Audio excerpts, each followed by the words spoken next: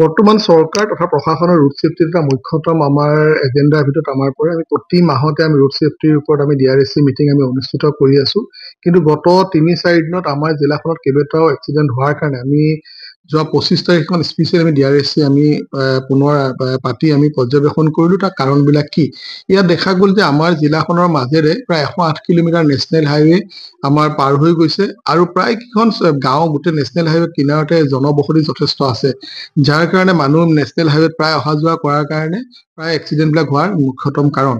ইয়াৰ কাৰণ আমি দেখা পালো হেভি ভেহিকল বিলাকৰ ক্ষেত্ৰত অভাৰ স্পীডিং আৰু ৰাইজে মানে আনঅথৰাইজ মানে যিবিলাক আছে মানে ডিভাইডাৰ আছে পাৰ হোৱা, তাৰপিছত ৰং চাইড মানে তেওঁলোকে ড্ৰাইভিং কৰা, ৰেকলেছ ড্ৰাইভিং, বিভিন্ন ধৰণৰ আমি কথাবিলাক উলিওৱাৰ পিছত এতিয়া আমি এটা 163 BNSSৰ আণ্ডাৰত আমি এটা প্ৰহিবিটৰ অৰ্ডাৰ পাছ কৰিছো, য'ত আমি হাই মানে হেভি ভেহিকল বিলাকৰ 40 কিলোমিটাৰ স্পীড আমি নিৰ্ধাৰণ কৰি দিছো আৰু মিডিয়াম ভেহিকল 60 কিলোমিটাৰ স্পীড আমি নিৰ্ধাৰণ কৰি দিছো।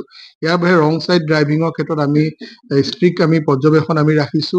ৰোড চাইড পাৰ্কিং, ধাবা সন্মুখৰ মাজত পাৰ্কিং, এইবিলাকৰ ক্ষেত্ৰত আমি পৰ্যবেক্ষণ ৰাখিছো। নাকা আমি বঢ়াই দিছো, টোটেল 6টা নাকা গোটেই জিলাখনত বৰ্তমান সদায় আমি টাইম টু টাইম আমি কৰি আছো। আশা ৰাখিছো ৰাইজৰ সহযোগিতা পাম আৰু আমি যি BNSSৰ আণ্ডাৰত আমি যি প্ৰহিবিটৰ অৰ্ডাৰ দিছো 100% আমি তাক ৰূপায়ণ কৰিবলৈ চেষ্টা কৰিম আৰু যিটোৱে আমাক হয়তো অনাগত দিনত সুফল আমাক দিব।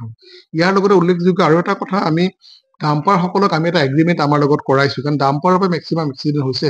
গতিকে ডাম্পাৰসকলক আমি এটা কৰিছো, য'ত তেওঁলোকৰ নিজৰ গাড়ীত তেওঁলোকে এটা গভৰ্নেন্স বুলি এটা আছে, স্পীড যাতে লিমিটটো ফিক্স কৰিবৰ কাৰণে তেওঁলোকে এটা মেচিন লগাব, যিটোৱে তেওঁলোকৰ 40 কিলোমিটাৰ ওপৰত যে তেওঁলোকৰ স্পীডটো তেওঁলোকৰ দিব নোৱাৰে।